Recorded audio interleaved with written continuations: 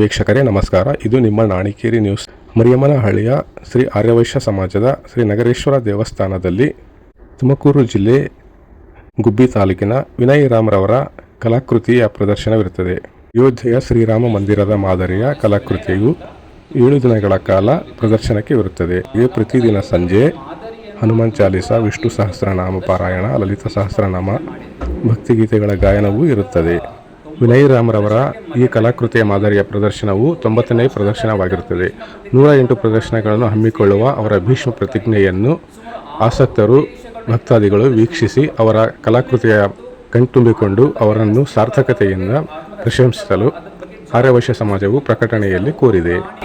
ಸರಿಸಮವಾಗಿರೋದು ಆತ್ಮ ಒಂದೇ, ಆತ್ಮದ ಬಗ್ಗೆ ಅಸ್ತಿತ್ವ ಬಗ್ಗೆ ಅರಿವು ಮೂಡಿಸಬೇಕು ಅಂತ ಮೊದಲನೇದಾಗಿ.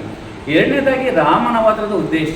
ರಾಮನ ಅವತಾರ ತ್ರೇತಾಯುಗದಲ್ಲಿ ಏನಕ್ಕಾಗಿತ್ತು ಅಂದರೆ ಧರ್ಮ ಶಿಕ್ಷಣ ಮತ್ತು ಆತ್ಮಜ್ಞಾನದ ಉಪದೇಶಕ್ಕೋಸ್ಕರ ರಾಮನ ಅವತಾರ ಆಗಿರುತ್ತೆ. ಅದೇ ರೀತಿ ರಾಮನ ಆದರ್ಶ ಗುಣಗಳು ಸರ್ವರಿಗೂ ಬೇಕು ಅಂತ. ಯಾಕಪ್ಪ ಅಂದರೆ ರಾಮ ಬಂದು ಸೂರ್ಯ ವಂಶದವನು. ಸೂರ್ಯ ಸರ್ವರಿಗೂ ಯಾವ ಥರ ಬೆಳಕು ಕೊಡ್ತಾನೆ, ರಾಮನ ಆದರ್ಶ ಗುಣಗಳು ಸರ್ವರಿಗೂ ಬೇಕು ಅನ್ನೋದು ಎರಡನೇ ಉದ್ದೇಶ. ಮೂರನೇದು ಸಮಾನತೆಯನ್ನು ಹಂಚುವಲ್ಲಿ ಪಂಚಭೂತಗಳು ಅಂದರೆ ಆಕಾಶ, ಭೂಮಿ, ಗಾಳಿ, ನೀರು, ಬೆಳಕು ಸರ್ವರಿಗೂ ಸರಿಸಮ ನೋಡ್ಕೊಂತಿದೆ.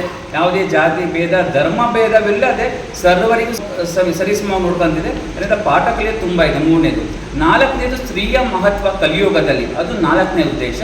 ಅದೇ ಮರಿಯಮ್ಮನಹಳ್ಳಿಯಲ್ಲಿ ವಿಶೇಷವಾಗಿ ನಮ್ಮ ದೇವಸ್ಥಾನದಲ್ಲಿ ಇಂಥ ಒಂದು ಒಳ್ಳೆಯ ಕಾರ್ಯಕ್ರಮ ನಡೀತಾ ಇರೋದು ಇಡೀ ನಮ್ಮ ಜನಾಂಗಕ್ಕೆ ಹಾಗೂ ಮರಿಯಮ್ಮನಹಳ್ಳಿಯ ಜನತೆಗೆ ಹೆಮ್ಮೆ ಅಂಥೇಳಿ ನಾನು ಭಾವಿಸಿದ್ದೇನೆ. ಈಗಾಗಲೇ ನಮ್ಮ ವಿನಯ್ ರಾಮ್ ಅವರು ಹೇಳಿದರು, ಎಷ್ಟು ಪ್ರದರ್ಶನ ಕೊಟ್ಟಿದ್ದೀನಿ, ಇದು ಎಷ್ಟೇದು 90ನೇದು ಅಂಥೇಳಿ ಮರಿಯಮ್ಮನಹಳ್ಳಿಯಲ್ಲಿ ನಡೀತಾ ಇದೆ. ಅದರ ಉದ್ದೇಶಗಳನ್ನು ಕೂಡ ಅವರು ಸವಿಸ್ತಾರವಾಗಿ ಹೇಳಿದ್ದಾರೆ. ಇನ್ನು ಮರಿಯಮ್ಮನಹಳ್ಳಿಯಲ್ಲಿ ಎಲ್ಲ ಜೋಡಣೆ ಕಾರ್ಯಕ್ರಮ ನಡೀತಾ ಇದೆ. 8ನೇ ತಾರೀಕಿನಿಂದ ಸಾರ್ವಜನಿಕರಿಗೆ ಇದು ಮುಕ್ತವಾಗಿರ್ತದೆ. ಪ್ರತಿದಿನ ಸಂಜೆ ಇದರ ಪ್ರದರ್ಶನ ಜೊತೆಗೆ ಧಾರ್ಮಿಕ ಕಾರ್ಯಕ್ರಮಗಳು ಅಂದರೆ ಅದರ ಬಗ್ಗೆ ಪ್ರವಚನ, ಪ್ರಶ್ನೋತ್ತರ ಕಾರ್ಯಕ್ರಮ, ವಿಷ್ಣು ಸಹಸ್ರನಾಮ, ಲಲಿತ ಸಹಸ್ರನಾಮ, ಈ ಥರ ಎಲ್ಲ ಒಳ್ಳೆಯ ಕಾರ್ಯಕ್ರಮಗಳು ನಡೀತಾ ಇದ್ದಾವೆ. ನಿಜಕ್ಕೂ ನಮ್ಮೂರಿಗೆ ಹೆಚ್ಚು ಸಂತೋಷ ಅನ್ನಿಸ್ತಾ ಇದೆ. ನಮ್ಮೂರಿನ ಹತ್ತಿರದಲ್ಲಿ ಅಂದರೆ ಹಗರಿಬೊಮ್ಮನಹಳ್ಳಿಯಲ್ಲಿ ಕಾರ್ಯಕ್ರಮ ನಡೀತು. ನನಗೆ ಅಲ್ಲಿಂದ ವಿಷಯ ಗೊತ್ತಾಯಿತು.